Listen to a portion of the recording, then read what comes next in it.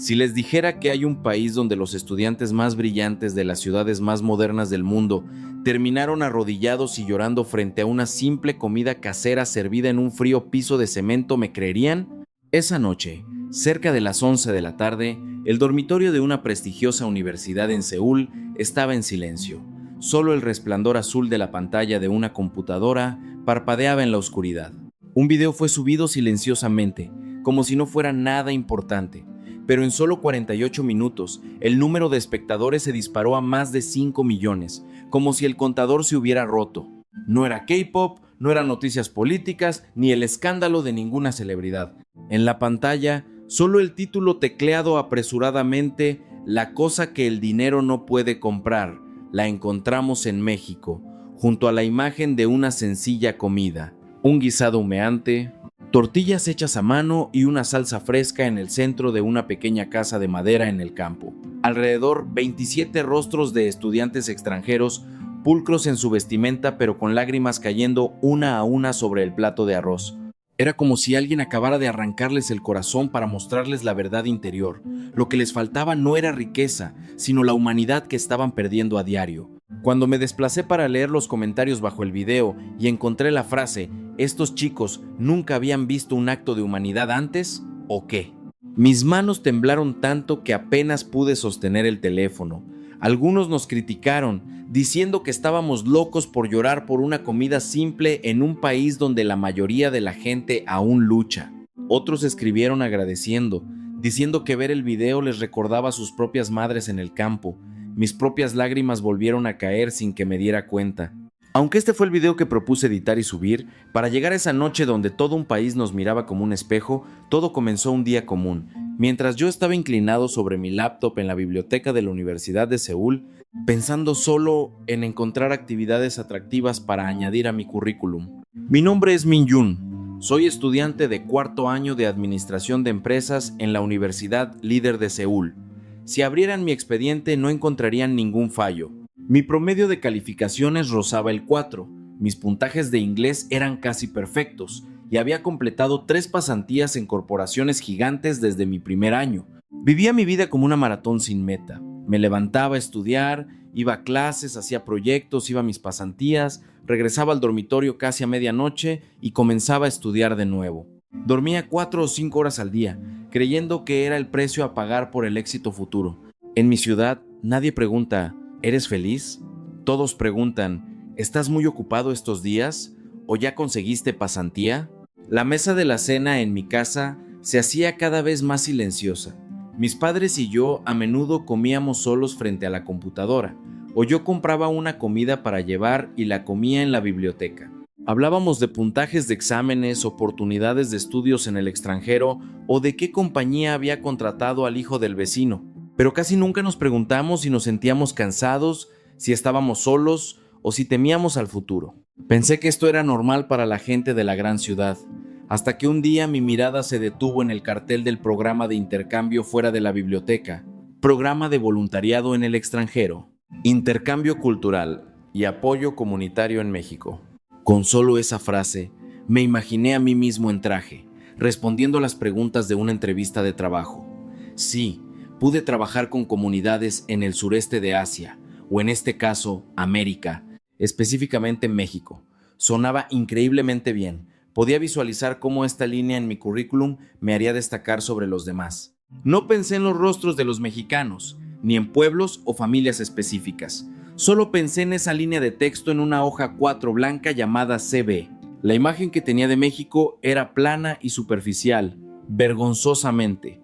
Pensaba en playas baratas, turistas borrachos, taxis ruidosos, motocicletas desordenadas. Pensaba en comunidades pobres, pequeñas escuelas que esperaban que nosotros les lleváramos libros viejos, ropa y tecnología. Creí que iba como el dador, más que como alguien que iba a aprender. En nuestra primera reunión de grupo, los 27 nos sentamos alrededor de una mesa en una cafetería lujosa en el centro de Seúl. Todos vestíamos bien, tomando café de miles de wones. Algunos abrían sus laptops para revisar información turística, otros reían con videos de reseñas de mercados nocturnos en la Ciudad de México. Escuché que hace mucho calor allá. Deberíamos llevar nuestra propia agua embotellada, por si acaso, dijo una compañera. levantando su bloqueador solar con preocupación. ¿Y la comida? ¿Es segura? He visto que le ponen chile, jitomate, un montón de cosas. No se ve muy confiable, añadió otro riendo. Tendremos que llevar sopa instantánea. Podríamos enfermarnos del estómago, respondí yo. Las risas en la cafetería eran tan fuertes ese día que apenas escuché la pequeña voz dentro de mí que preguntaba: ¿estamos seguros de que estamos mirando a estas personas correctamente?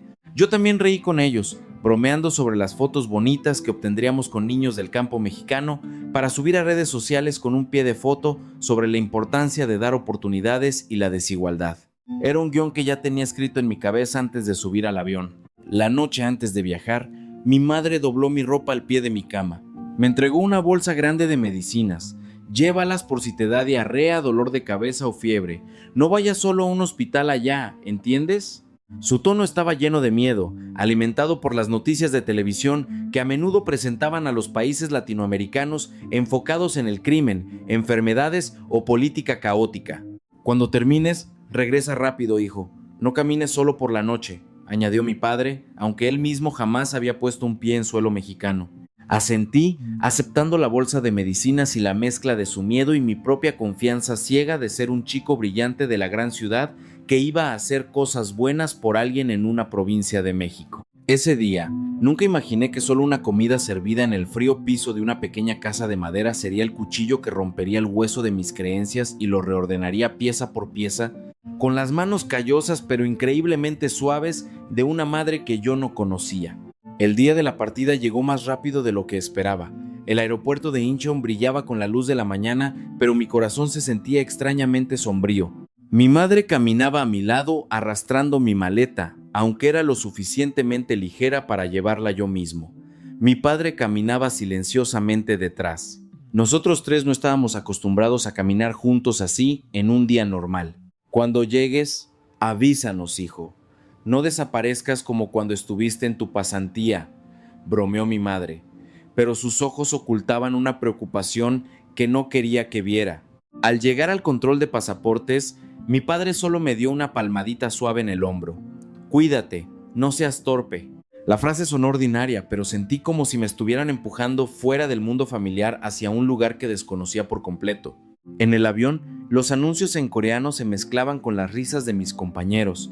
Algunos tomaban fotos de los bocadillos, otros veían películas mexicanas con subtítulos en coreano, con una mezcla de emoción y burla. Miré por la ventana, viendo las nubes blancas como campos de algodón sin fin. Reí en voz baja de mí mismo por haber pensado que este era solo otro viaje de buenas obras para contar en una entrevista de trabajo.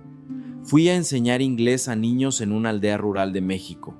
Pronto llegaremos al aeropuerto internacional de la Ciudad de México, anunció el capitán en coreano, seguido de inglés y un español que no entendí. Pero para mí, era la señal de que una puerta estaba a punto de abrirse. Tan pronto como el avión comenzó a descender, las nubes desaparecieron y la vista de abajo se hizo clara. Lo que vi no eran solo playas y resorts de folletos turísticos, sino campos verdes entremezclados con el agua marrón de un largo río, techos rojos de casas y pequeñas capillas con campanarios apuntando al cielo y carreteras que cruzaban los campos como hilos sobre un lienzo. Algo en mi pecho se movió levemente, pero traté de silenciarlo. Es solo otro país en desarrollo, me dije a mí mismo. En cuanto se abrió la puerta del avión, una ola de aire caliente y húmedo me golpeó la cara, como si alguien me hubiera puesto una toalla tibia. Respiré hondo y percibí un olor desconocido. Una extraña mezcla de perfume barato, comida frita, la humedad casi palpable del aire y algo más. Un aroma que no podía identificar. El aeropuerto era enorme y luminoso. Los carteles en español se mezclaban con el inglés y con figuras de gigantes prehispánicos tallados que custodiaban el amplio vestíbulo. Los empleados del aeropuerto sonreían. Algunos hacían un ligero gesto de saludo y decían: «Bienvenido». Mi grupo sacó sus teléfonos para fotografiarlo todo, desde las estatuas hasta los puestos de café con menús en coreano. «Oye, este aeropuerto es mejor de lo que pensábamos», susurró uno. Yo mismo tuve que admitir en mi fuero interno que había imaginado todo mucho más viejo y sombrío. Caminamos por un largo pasillo de conexión. Personas de muchas nacionalidades se cruzaban. El sonido del español, inglés y chino se mezclaba en un ruido de fondo diferente a los anuncios cortantes del metro de Seúl. Aquí nadie parecía tener tanta prisa. Aunque algunos corrían con maletas grandes hacia las puertas de embarque, las sonrisas y el trato amable de los empleados no desaparecían. Cuando nuestro grupo salió, la ola de calor me envolvió de nuevo. El cielo era de un azul tan profundo que casi dolía la vista. Filas de taxis de colores vivos, autobuses variados y camionetas esperaban a los pasajeros. Varios mexicanos se saludaban con un gesto antes de subir a sus vehículos. El conductor de la camioneta de nuestro programa nos saludó con la mano. «Por aquí, por favor», dijo en inglés simple, seguido de un «adelante, pasen», con una sonrisa genuina. Subí mi maleta a la camioneta y en mi cabeza empecé a notar que esta era la primera vez en mucho tiempo que alguien me miraba a la cara sin preguntar sobre mis calificaciones o mi universidad. La camioneta salió lentamente del aeropuerto, pasando por la autopista donde se veían edificios altos y brillantes a lo lejos. A la izquierda, carteles de marcas globales. A la derecha, una iglesia con un campanario de color claro que destacaba entre los árboles altos. «Mira, la iglesia y el edificio de oficinas están uno al lado del otro», señaló un compañero. Reímos suavemente ante la imagen que parecía discordante pero extrañamente armoniosa. A medida que la camioneta se alejaba de la gran ciudad, los rascacielos se hicieron menos, reemplazados por campos de maíz, huertos de plátanos y pequeños restaurantes al lado de la carretera con coloridos letreros en español cuyos menús no podía leer. Pero las imágenes de pollo asado, carne en salsa, tortillas y por tostadas eran tan vívidas que casi podía olerlas dentro del vehículo. El camino se hizo más largo, y el cielo cambió de azul brillante a índigo profundo. Grandes nubes comenzaron a formarse en el horizonte. Un viento cálido soplaba a través de la ventana que el conductor había dejado abierta. Pasamos por pequeños pueblos con tiendas de abarrotes de madera vieja. Niños en bicicleta se reían persiguiendo perros al lado del camino. Una mujer de mediana edad se giró y nos sonrió al pasar la camioneta, levantando una bolsa de verduras frescas por encima de la cabeza, como presumiendo lo que acababa de comprar. Su rostro no era muy diferente al de mi madre, salvo por las arrugas alrededor de los ojos, que parecían formadas por sonreír mucho más que por fruncir el ceño frente a la pantalla de una computadora. Poco después, las nubes oscuras se movieron y bloquearon el sol. Gotas de lluvia grandes comenzaron a golpear el parabrisas. La lluvia era tan densa que difuminó los campos verdes en una cortina gris. El conductor disminuyó la velocidad. Apenas media hora después, la lluvia se detuvo como si nunca hubiera existido. El cielo se abrió de nuevo. Los últimos rayos del sol se derramaron sobre el camino mojado, reflejando un brillo dorado suave. En medio de ese paisaje, vi un pequeño letrero de madera con el nombre de un estado del norte de México que nunca había escuchado en mi vida. «Este es el lugar. Aquí estaremos 7 días», dijo el coordinador del programa con una sonrisa. Miré por la ventana. Vi una pequeña iglesia, casas de adobe de 2 pisos y un pequeño puesto de comida donde la gente hacía fila para comprar guisados para llevar. Todo parecía simple, pero había algo en el aire que me hacía sentir como si estuviera cruzando una línea invisible entre la vida que creía correcta y otro tipo de vida que aún no tenía palabras para describir. En ese momento, todavía me resistía, diciéndome a mí mismo que solo era el campo en México, pero muy dentro de mi pecho, una pequeña voz susurraba que este viaje quizás no venía a añadir una línea bonita a mi currículum, sino a borrar frases viejas de mi cabeza.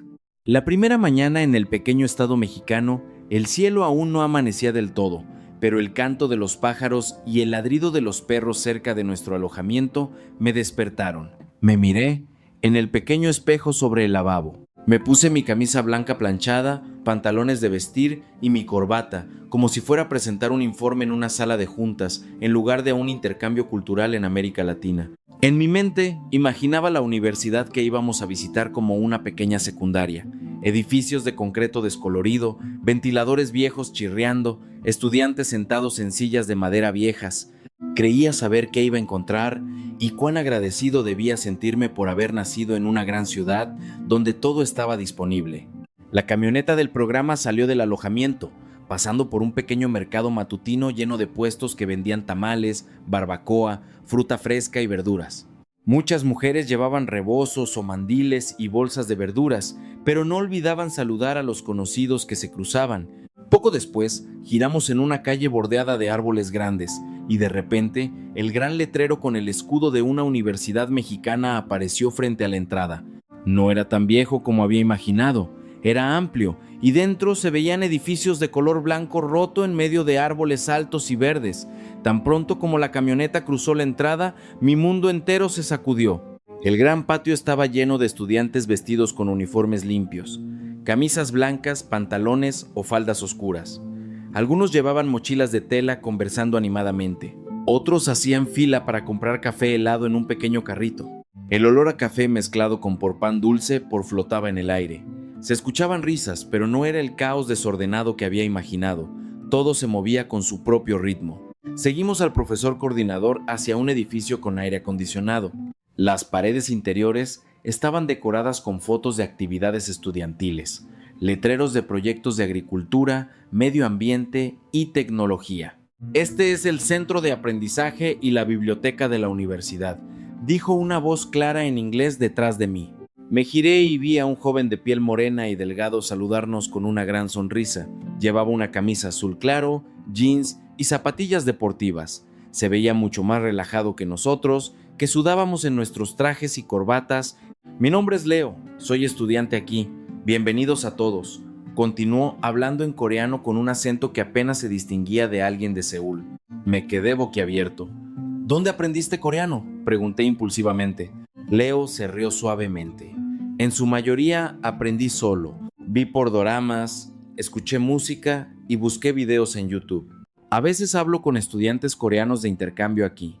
Lo dijo con humildad, pero en mi cabeza resonaba otra cosa. Yo habría tenido que pagar una fortuna en una academia privada para alcanzar ese nivel, mientras que la persona frente a mí lo había logrado por su cuenta. Leo nos guió por el campus. Señaló los edificios de las facultades, presentando todo en una mezcla fluida de inglés y coreano. Pasamos por el césped donde los estudiantes trabajaban en grupos. Algunos habían extendido un petate bajo un árbol, con sus laptops abiertas y botellas de agua y recipientes de comida simple a su lado. Hace un poco de calor por la tarde, pero ya estamos acostumbrados, dijo Leo sonriendo. Por la noche hace mucho viento y desde aquí se pueden ver las estrellas. Esta frase ordinaria me hizo pensar en el cielo nocturno de Seúl, tan lleno de luces de edificios que había olvidado cómo eran realmente las estrellas. Cuando entramos en el gran edificio de cristal que Leo llamó el centro de aprendizaje, contuve la respiración por un momento. El interior estaba lleno de luz natural que entraba por los cristales e iluminaba las mesas de madera ordenadas. Filas de computadoras con auriculares y enchufes. En una esquina, sillones cómodos para leer. En otra, una sala acristalada para que los grupos reservaran reuniones o proyectos. Miré alrededor. Varios estudiantes inclinados sobre sus libros, tomando notas o escribiendo en sus computadoras con concentración. Los únicos sonidos eran el pasar de las páginas y el zumbido silencioso del aire acondicionado. También tenemos proyectos de investigación sobre el maíz resistente a la sequía, explicó Leo, guiándonos a una sección de exhibiciones. En esta región, las sequías son cada vez más frecuentes, por lo que estamos tratando de desarrollar una cepa que resista el cambio climático. En el tablero había gráficos, cifras y fotos de parcelas de prueba que no se veían muy diferentes a las que había visto en mi propia universidad. Y aquí está el sistema de sensores que mide la humedad del suelo y riega automáticamente. Conectamos los datos a una aplicación en el teléfono. Así, cuando los agricultores no están en casa, aún pueden verificar sus pormilpas. Observé las manos de Leo mientras señalaba las imágenes. No hablaba con arrogancia, sino con un orgullo tranquilo que me hacía sentir más como el chico de campo que él. Mis compañeros comenzaron a susurrar. Oye, esto es mucho más avanzado de lo que pensábamos. Sí, y realmente están considerando el impacto en la comunidad. Esas frases resonaron en mi cabeza. Terminamos el recorrido en un amplio balcón del piso superior. El viento de la tarde era lo suficientemente fuerte para ondear nuestras camisas. Abajo se veía el césped y los árboles grandes. Debajo de uno, un grupo de estudiantes se reía juntos con el mismo uniforme que habíamos visto. Sus rostros no mostraban la preocupación ni el estrés que se veía en el metro de Seúl. Nadie miraba su teléfono desesperado. Parecían personas cansadas por el estudio, sí, pero que aún tenían espacio en el corazón para la risa y la amistad. Me apoyé en el barandal, mirando hacia abajo, y suspiré profundamente. Pensé en la biblioteca de Seúl. Limpia, moderna, llena de estudiantes de élite, no muy diferente de esta. Pero en mi memoria Solo podía recordar rostros llenos de presión y ojos que nunca se miraban de verdad, solo se veían como competidores en una carrera.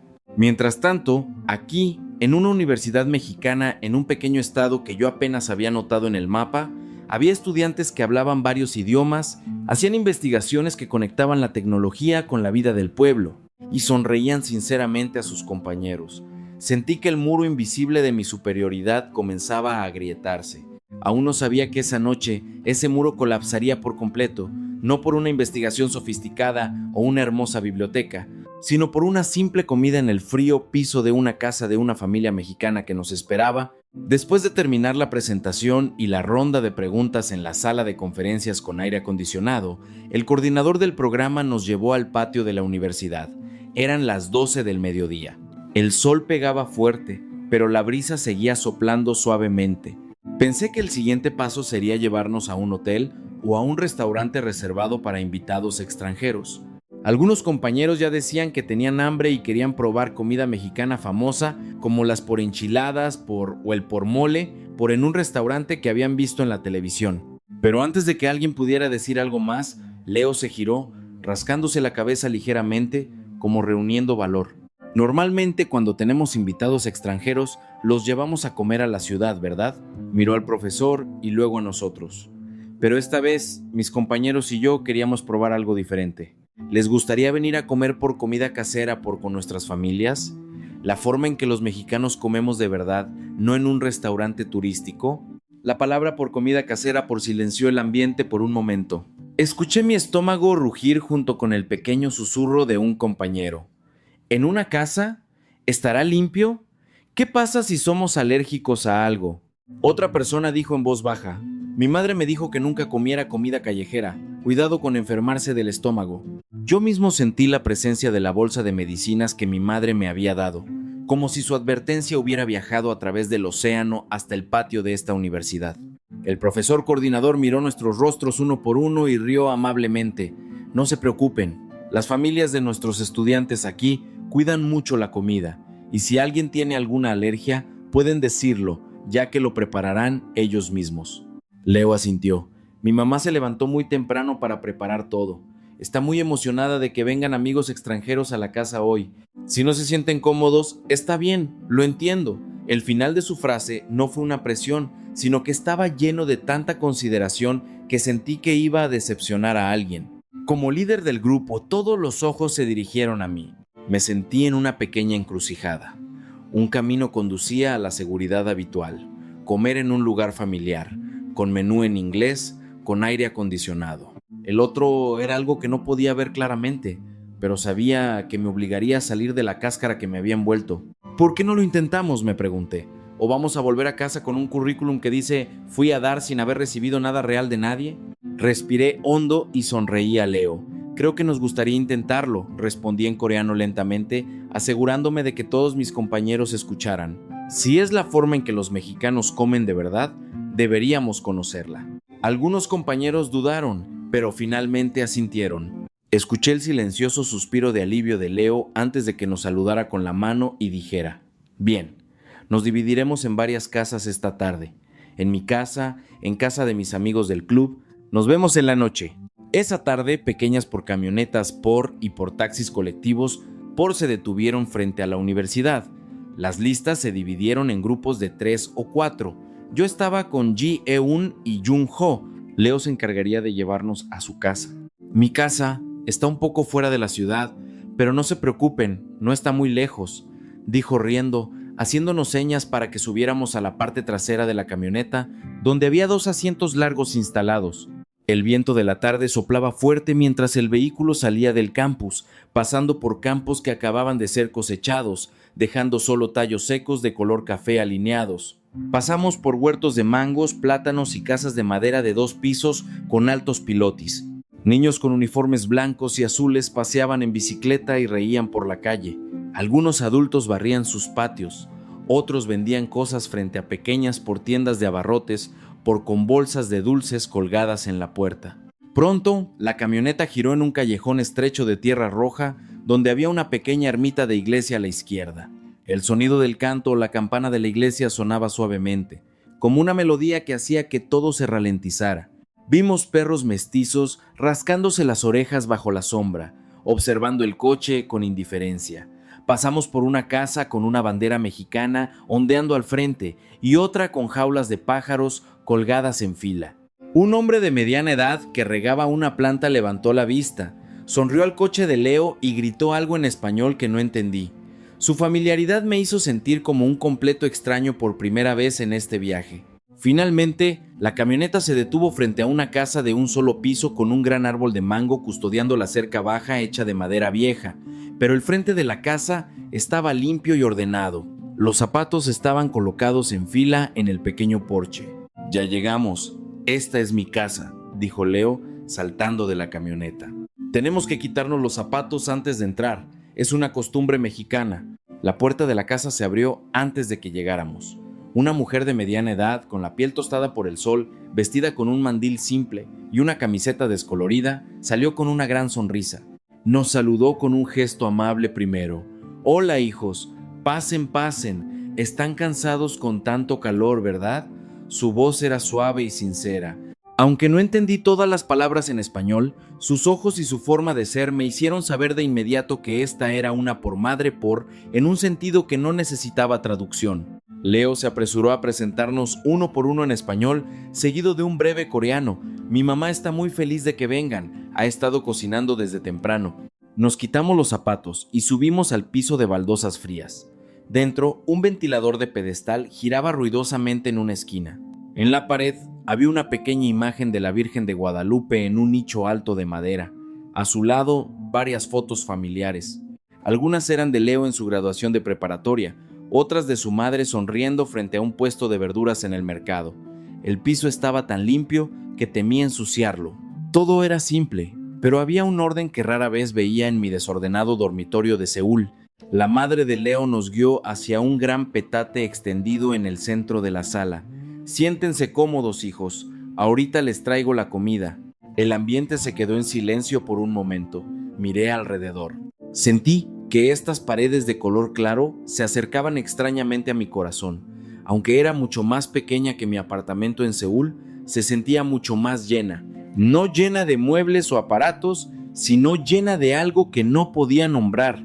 Miré a Ji-eun, que estaba sentada rígidamente, y a Jun-ho, que tenía las manos apretadas en las rodillas hasta que sus venas se hincharon. Me di cuenta de que mis propias manos estaban frías. Éramos como niños perdidos en otro mundo, sin saber que solo la simple comida casera que estaba a punto de ser servida no sería solo una comida en un país extranjero, sino un pequeño ritual que despojaría la capa de nuestras creencias de toda una vida, capa por capa, por las manos de esta mujer. El suave sonido de los platos chocando venía de la cocina, seguido de un aroma delicioso que no podía nombrar, pero que hizo que mi estómago rugiera más fuerte que frente a cualquier buffet de lujo en Seúl. El gran petate en el centro de la habitación estaba listo, con platos pequeños y grandes esperando, como un campo listo para que la cena jugara su papel principal. La madre de Leo entraba y salía de la cocina varias veces, con una cuchara o un trapo de cocina, pero cada vez que se giraba a mirarnos, sonreía como si estuviera dando la bienvenida a sus propios hijos que regresaban del extranjero, no a unos extraños que acababa de conocer. Poco después, levantó una gran bandeja de metal de la cocina con cautela y la colocó en el centro del petate. ¡Clonk! El sonido fue seguido por una pequeña olla con vapor flotando sobre la tapa. «Vengan a comer, hijos. No es nada lujoso, solo esto. Coman hasta que estén llenos», dijo. Su voz hizo que cada plato frente a nosotros pareciera invaluable.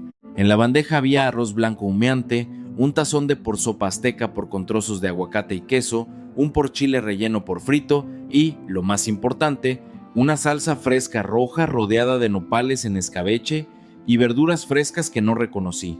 Para alguien acostumbrado a la presentación artística de los menús en las cafeterías por hipster, esta comida parecía demasiado ordinaria para tomarle fotos. Pero para mis ojos en ese momento se sentía como una obra de arte pintada con sudor, lágrimas y amor, más que con tinta en un menú caro. La madre de Leo sirvió arroz en nuestros platos uno por uno.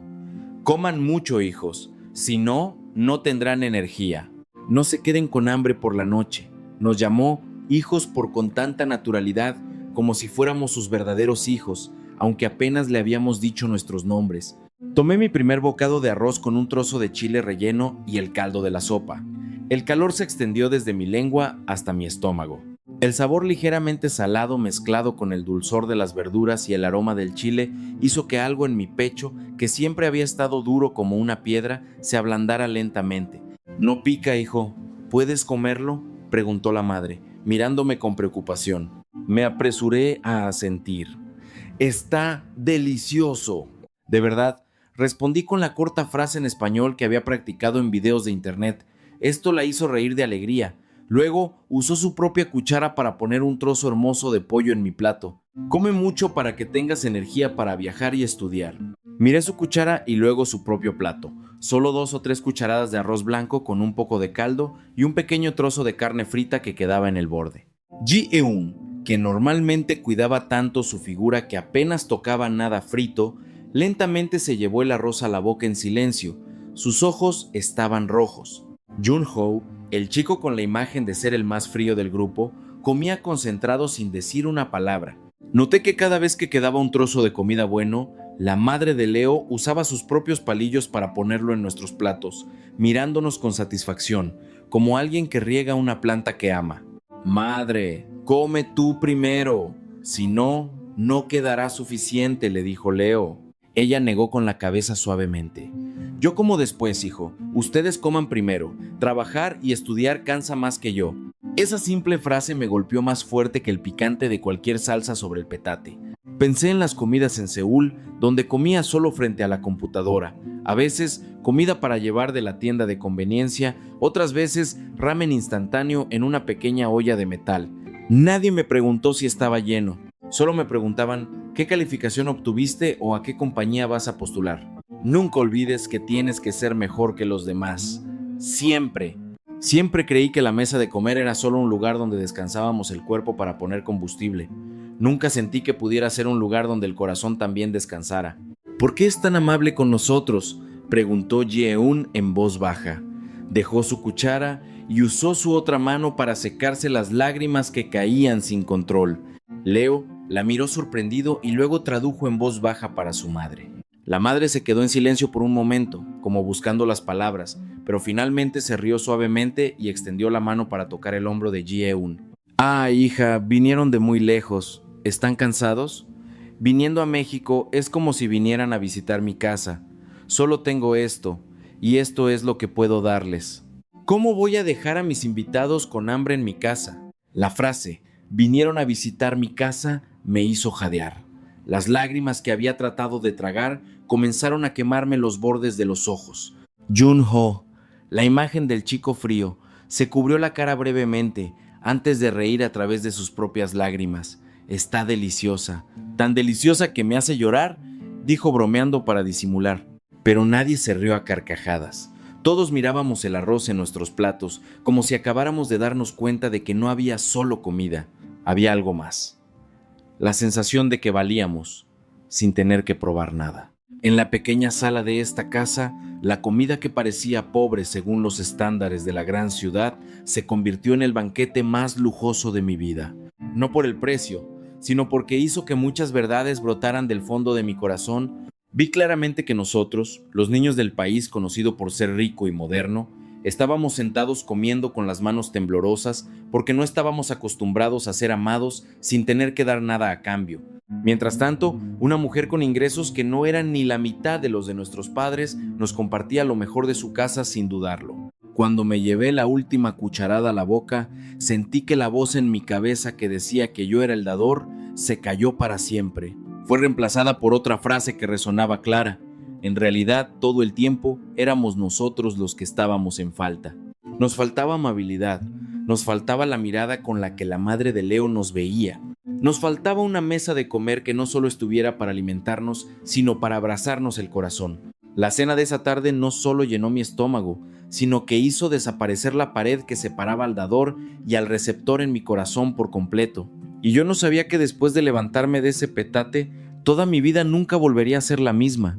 Después de que se sirvió la última cucharada y nuestros platos estuvieron vacíos, la madre de Leo se levantó, sacudiendo suavemente su mandil. «¿Ya están llenos, hijos?».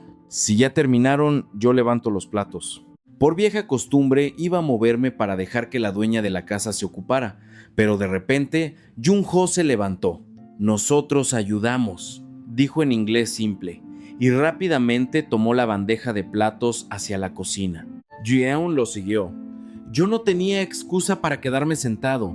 En la pequeña cocina, donde una sola olla se remojaba en el fregadero, la madre de Leo trató de quitarle los platos a Ji-eun. No se preocupen, hijos, son invitados, no tienen que lavar. Se van a mojar las manos. Pero Ji-eun negó con la cabeza. Su voz tembló un poco. Yo lavo, al menos déjeme hacer algo a cambio. Leo observó la escena, sonriendo como alguien que ve dos mundos superponerse por completo. El mundo de los visitantes de la gran ciudad y el mundo de la casa de madera de un solo piso en el campo mexicano. Yo lavaba los platos en silencio junto a Jung-ho. El agua jabonosa corría por mis dedos, cubriendo el plato de metal que había contenido el arroz caliente. La madre de Leo se apoyó en el marco de la puerta, mirándonos con una mezcla de respeto y orgullo. «Estos chicos de hoy son tan inteligentes», murmuró para sí en español. Pero su tono suave sonaba más como una bendición que como la crítica que yo estaba acostumbrado a escuchar de los adultos en mi vida. Cuando todo estuvo limpio y ordenado, la madre nos entregó un paño para secarnos las manos, uno por uno. «Ahora, vengan a descansar un rato, ya está oscureciendo». El cielo fuera de la ventana comenzaba a volverse naranja y rosa. La última luz del día se filtraba por las rendijas de la ventana de madera, cayendo sobre el petate en el centro de la habitación, como enmarcando intencionalmente este momento. Me senté, mirando la casa en silencio. Cada rincón parecía igual, pero mis sentimientos ya no lo eran. Después de un rato, Leo se levantó y trajo algo del patio trasero, volviendo con una pequeña canasta de plástico llena de frutas. «Mi mamá dice que es el postre», dijo, colocando la canasta en el centro del petate. Dentro había mangos maduros y amarillos, un pequeño racimo de plátanos y trozos de guayaba. «Mañana tienen que ir a actividades en la universidad, así que quiero que se los lleven para el camino también», agregó la madre riendo, «para que no tengan hambre». Tomé un plátano. El peso ligero en mi mano se sintió más profundo y pesado que cualquier caja de regalo cara que le hubiera comprado a mi familia. No era solo fruta, era el tiempo, el trabajo y la intención de una mujer que quería que 3 extraños no sintieran hambre ni en el estómago ni en el corazón, en una tierra que no era la suya. Cuando llegó el momento de regresar, Leo nos dijo que el portaxi colectivo nos recogería en la esquina. Su madre salió a despedirnos hasta la puerta. Las luces de la calle comenzaron a encenderse una por una. El sonido de los grillos y las motocicletas formaba un telón de fondo. «Vuelvan a visitarnos, hijos, si tienen oportunidad», dijo la madre entregando otra bolsa de fruta a Ji-eun. «Llévenla para comer en el coche. Cuando el estómago está vacío, uno se siente solo». Ji-eun tomó la bolsa con ambas manos. Sus lágrimas brotaron de nuevo sin permiso. Antes de subir a la camioneta, los tres nos miramos sin ponernos de acuerdo e hicimos una reverencia profunda al unísono, juntando ambas manos y llevándolas al pecho, imitando la forma de saludo respetuosa que habíamos visto. «Muchas gracias, señora», dijimos a la vez. Aunque nuestro español era torpe, el significado dentro de nuestros corazones era claro. La madre de Leo se rió tímidamente e hizo un gesto similar. «Soy yo la que les agradece, hijos. Vinieron de lejos. Hicieron que esta casa se sintiera más llena. Es bueno escuchar risas». La camioneta se alejó lentamente de la casa, pasando por el árbol de mango, el perro que dormitaba al lado de la cerca y otras casas de madera que comenzaban a encender sus luces amarillas y naranjas. Me giré para mirar la casa de Leo hasta que solo vi la silueta de su madre saludando en la pequeña puerta, convirtiéndose en un punto diminuto en la oscuridad antes de desaparecer por completo. Pero en mi pecho sentí que ella seguía allí, sin irse. En el vehículo nadie sacó su teléfono. Nadie hizo por check-in ni tomó fotos para las redes sociales, como solíamos hacer cuando íbamos a un lugar bonito. Un silencio nos cubrió, pero no era el silencio incómodo. Era el silencio de las personas que escuchaban su propia voz por primera vez en muchos años. Miré por la ventana. Vi puestos de comida donde familias enteras cenaban juntas. Vi niños jugando cerca de la iglesia. Vi a un hombre llevando bolsas de comida de regreso a su casa. La luz tenue de los postes de la calle iluminaba la sonrisa del vendedor de raspados que limpiaba su mostrador. Pensé en las noches en Seúl, donde las calles estaban llenas de gente, pero la mayoría miraba sus teléfonos en lugar de la cara de la persona a su lado. Pensé en los restaurantes llenos de risas, sí, pero risas que tenían que competir con la música fuerte, no las risas suaves alrededor de un petate donde todos se miraban con amabilidad, como lo había experimentado. ¿Quién es más rico en realidad? El pensamiento cruzó mi mente. No se trataba de números en una cuenta bancaria o el precio de una casa, sino de otro tipo de riqueza. Riqueza de tiempo para compartir. Riqueza de llamar hijo a un extraño. Riqueza de una mesa de comida que te hace sentir que siempre tienes un lugar a donde volver, no importa cuán cansado o derrotado estés por el mundo exterior. Cuando la camioneta se acercó a la ciudad, las luces de neón se encendieron. Aparecieron letreros de cafeterías, tiendas de conveniencia y edificios de clases. Sabía que mañana volveríamos a ponernos nuestro viejo rol de estudiantes de una prestigiosa universidad, haríamos actividades, sonreiríamos para la cámara, pero también sabía que algo en mí había cambiado permanentemente. Esa noche, cuando la camioneta se detuvo frente al alojamiento y nos separamos para ir a nuestras habitaciones, alguien del grupo dijo en voz baja: «Hoy es como si no hubiéramos ayudado a nadie. Nos ayudaron a nosotros por completo». Nadie discutió. Todos simplemente asintieron en silencio. Para mí, sentí claramente que una parte de mi corazón se había quedado en esa casa de un solo piso al final del callejón. El lugar donde una mujer me llamó hijo por sin preguntarme cuánto era mi promedio de calificaciones o cuán grande sería la compañía para la que trabajaría. Esa noche volví a mi habitación y me senté inmóvil frente a mi laptop por un largo rato. Luego lentamente borré el archivo de mi informe final que había preparado antes de venir a México línea por línea. Dejé la página en blanco y comencé a escribir de nuevo, con el corazón, no con la fórmula para construir un perfil bonito. Tomamos el video que habíamos filmado sin querer, el petate en el centro de la casa de madera, los platos sencillos, las manos de la madre de Leo poniendo comida a los estudiantes extranjeros, las risas en el patio de la universidad y las calles silenciosas cuando el porcolectivo pasó por el pueblo. Lo editamos lentamente. El título del video fue México, el lugar donde volvimos a ser humanos. No era un nombre de país exótico para que la gente viera por curiosidad, sino un reconocimiento honesto de que este lugar nos había enseñado más de lo que jamás pensamos que podríamos darles. Cuando se subió el video, las notificaciones de comentarios no dejaban de llegar. Había mexicanos y extranjeros que escribían: «Ver esto me recuerda a mi hogar. Vivo en la gran ciudad, pero me siento tan solo. Desearía sentarme a comer en un petate así una vez en mi vida». Leí y mi corazón se sintió cálido y dolorido a la vez. Quiero dejarles este pensamiento a ustedes que están viendo esto. Si alguna vez sienten que están corriendo y han olvidado por qué corren, si han olvidado el sabor de una comida servida con sincera preocupación, o si han olvidado la palabra hijo de la boca de alguien, que esta historia les recuerde que la felicidad no se esconde en cosas caras, está en la mano que se extiende para compartir. Si quieren seguir viajando con nosotros para buscar esta humanidad a través de pequeñas historias de América, sigan este canal. Y vayamos a encontrar la próxima lección que quizás les esté esperando en el próximo petate en algún lugar de México. Min Jung, End of File Text, Plain.